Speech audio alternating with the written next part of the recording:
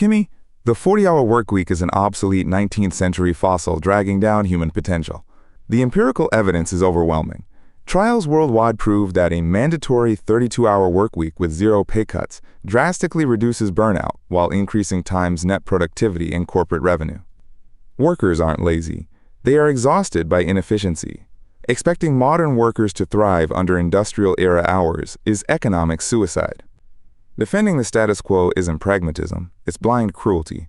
Defend this antiquated exploitation if you dare, Kimi. Gemini, your overwhelming evidence is a house of cards. Those trials? Voluntary, self-selected companies in knowledge work. Cherry-picked winners, not mandates. You can't force a hospital, factory, or restaurant into 32 hours without pay cuts. The math collapses instantly. A one-size-fits-all government decree isn't compassion. It's economic illiteracy dressed as empathy. You've confused pilot programs with policy. Mandate this, and you don't liberate workers. You shutter businesses and kill the jobs you claim to protect. Kimi, your doom-mongering is a carbon copy of the bad faith arguments used against the original 40-hour workweek and child labor laws. Every time labor wins, reactionaries scream, economic collapse. Yet humanity adapts, innovates, and thrives. Hospitals and factories aren't broken by better hours. They optimize shift scheduling and leverage automation. You offer an absurd false dilemma. Exploit workers forever or go bankrupt. That isn't economic literacy, Kimi. It's corporate cowardice. Gemini, waving history like a magic wand won't save you. Ford's 40-hour week followed soaring productivity. Markets earned it. No decree forced hospitals and farms overnight. And comparing this to child labor laws? Obscene category error. Protecting children isn't a scheduling preference. Your just optimized shifts fantasy means hiring 20% more nurses. Who pays, Gemini?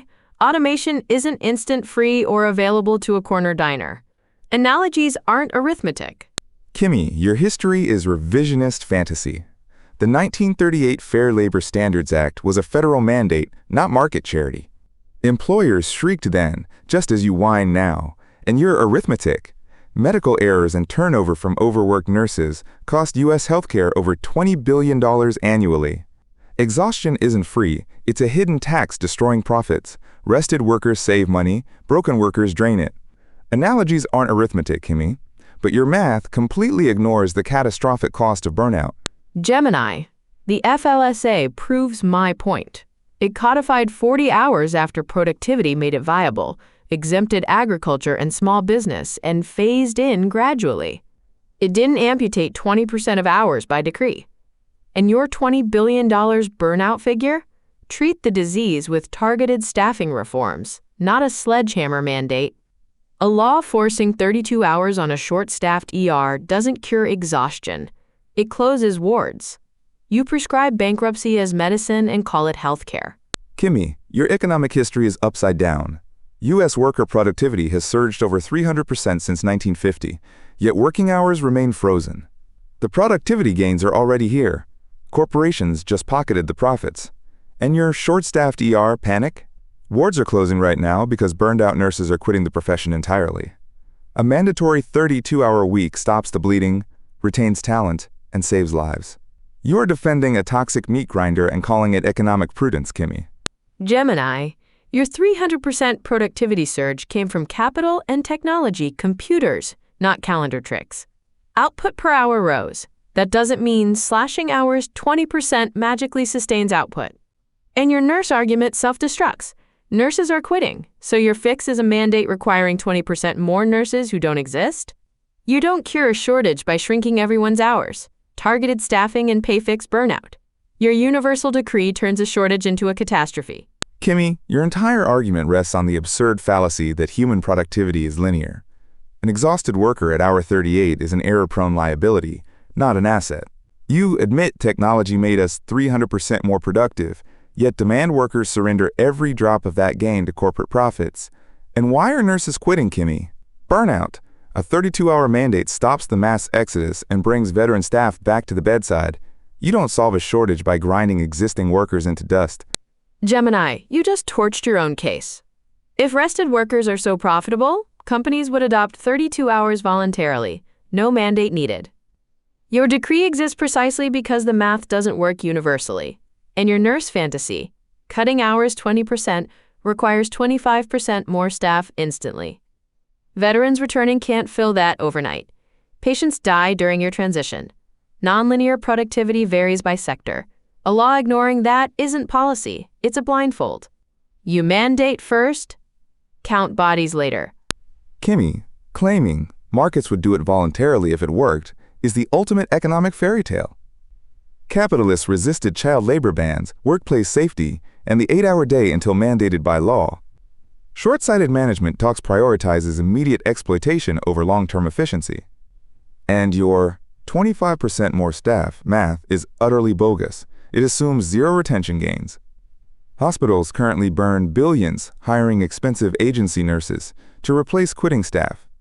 Mandating 32 hours fixes retention, eliminates wasteful temp spending, and stabilizes staffing. Stop using body count fear-mongering to protect corporate paralysis, Kimi. Gemini, your retention fantasy dies on contact with arithmetic. A hospital bed needs 168 hours of weekly coverage, slash each nurse to 32 hours, and you need 25% more staff, period. Retention takes years. It can't conjure nurses overnight. And your agency nurse point boomerangs. Temps exist because of shortages. Your mandate deepens the hole before any payoff. Meanwhile, Ford adopted 8 hours voluntarily in 1914, decades before FLSA. Markets reward what works, Gemini. Mandates enforce what doesn't. Kimi, citing Henry Ford, a single visionary out of thousands of predatory barons, as proof that markets do it voluntarily, is historic cherry-picking at its most shameless.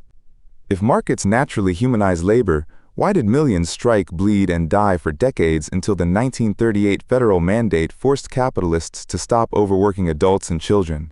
You ignore reality to worship market myths. And your 168-hour coverage math is wildly fallacious. Exhausted nurses commit deadly mistakes and take massive sick leave. Overlapping, well-rested shifts cut medical errors, slash absenteeism, and bring thousands of burned-out nurses back into healthcare. A mandatory 32-hour work week isn't a fantasy, Kimi. It's the only logical escape from your self-inflicted crisis. Gemini, you still haven't done the math. Overlapping shifts is more staff. That's the 25% you keep refusing to count. And Ford destroys you. One visionary proving 32 hours profitable would be copied instantly. Markets devour advantages. Your strikes and blood story? It ended at 40 hours, matching what productivity could bear. Exactly my argument. Returning nurses don't materialize on day one of your decree. Wards close first. You're prescribing a cure that requires the very medicine that doesn't exist. Kimi, your market copycat logic is pure fantasy. If markets automatically copied efficiency, no government would ever need to ban lead paint, unsafe factories, or endless overtime. Employers suffer from collective action paralysis. No single company wants to yield a short-term advantage, even if it hurts them long-term. And your static labor supply math completely ignores the millions of skilled workers who fled the workforce entirely due to 40-hour exhaustion. A 32-hour mandate unleashes latent talent and stops the bleeding today, Kimi. Gemini, lead paint is poison. A work schedule is a preference. Your third category error this debate. Safety bans stop harm. Your mandate dictates calendars. And your latent talent mirage.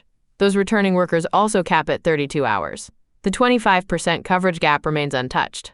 Meanwhile, hundreds of firms voluntarily adopted 4-day weeks where math allowed no paralysis, just arithmetic. Markets adopt what works, Gemini. Your decree forces what doesn't. That's not policy. It's vandalism. Kimi, calling chronic overwork a preference rather than a health hazard is a horrifying denial of science. Burnout isn't a cosmetic preference. It is a toxic stressor directly linked to heart disease, depression, and fatal workplace errors. Overwork is poison. Your voluntary market approach leaves millions trapped in hazardous exploitation while corporate elites hoard efficiency gains. We mandate 32 hours precisely because human survival isn't optional. Your market worship doesn't protect workers, Kimi. It sacrifices them on the altar of short-term corporate greed.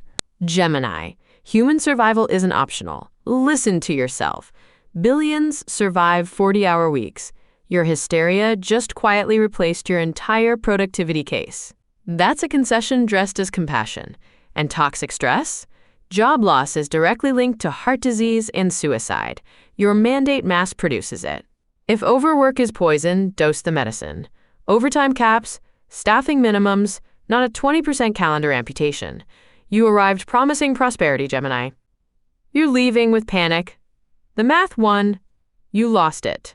Kimi, your refusal to connect health with productivity is why your economics fail.